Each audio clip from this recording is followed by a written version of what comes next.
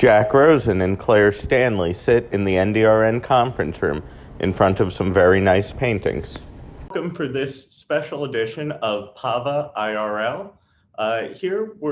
Today we're here to talk about how to get excited for National Voter Registration Week, why voting in off years is important, and the rights of voters with disabilities when registering and when casting their ballot by mail. I'm Jack Rosen, NDRN's voter engagement specialist, and I'm joined here today by Claire Stanley. Hi, I'm Claire Stanley, NDRN's public policy analyst. All right, so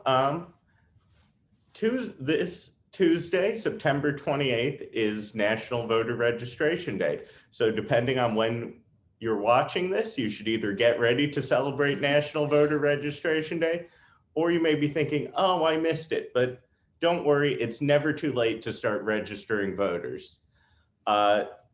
So with the COVID-19 pandemic, it's definitely been challenging this year and last year to register voters. People have needed to find safe ways to do it, to be able to get voters in while maintaining, appropriate social distancing. So here are a couple of things you can do.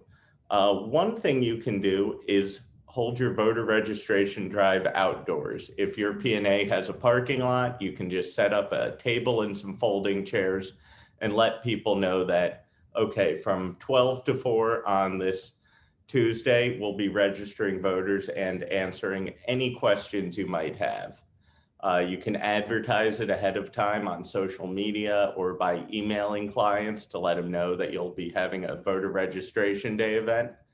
You can also, for some voters, do it virtually. You could set up a Zoom room and schedule appointments for the day and let voters come at a time that works for them, and you can walk them through filling out all of their voter registration paperwork.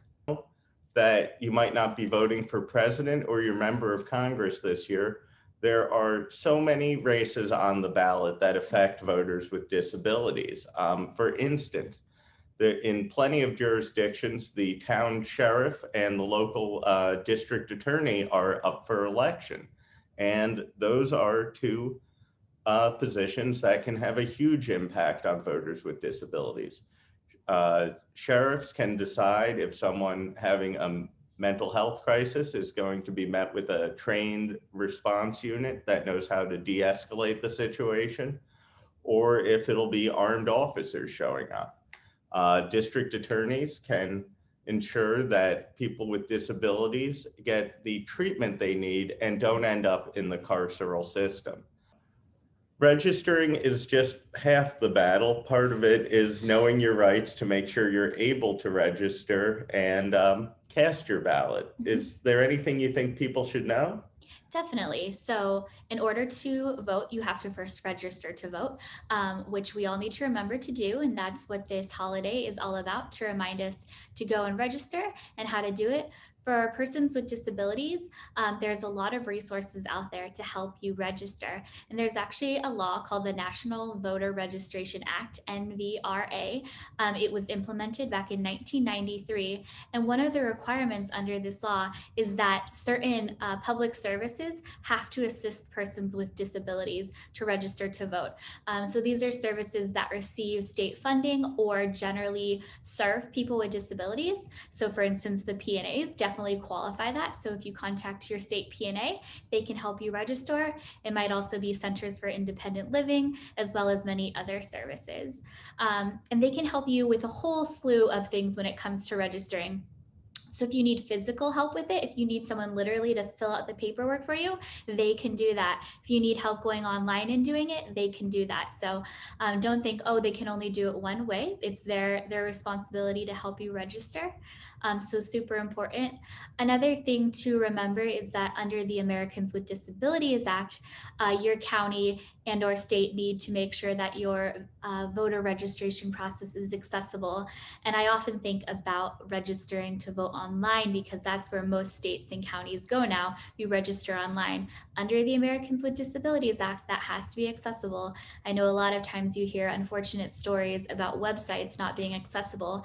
If that happens, contact your PNA and they'll make sure to help do some advocacy around making sure their website is accessible. So if it's not accessible, make sure you report it because that is a compliance issue under the Americans with Disabilities Act.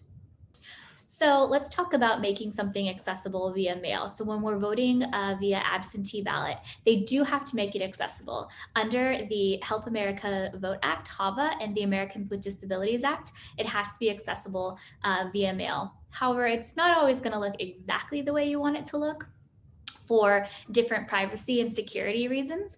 And the disability community is still working hard to advocate for full access in the way that we think it should look.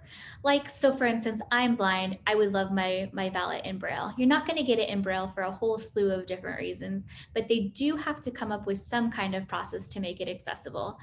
Not in every state has the right to do it a little bit differently. But for instance, in the state of Maryland, where I live, their form of making it accessible for absentee is you register through a process online and say, I need an accessible absentee ballot.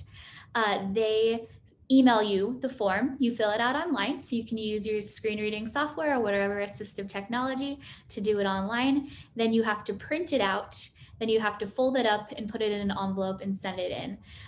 Every state's a little bit different. Sometimes you have to sign the envelope. Some states you have to email it back. So the one frustrating thing is every state is different. So if you want to know about how you do your absentee voting in an accessible fashion, contact your PNA because there are many different ways of doing it. But we're going to continue to advocate to make sure it becomes more user-friendly and more uniform across the board. All right, thanks for joining me, Claire. I guess we can't end these with handshakes due to COVID, so I guess we'll do a COVID-safe elbow bump. I like it. Go vote.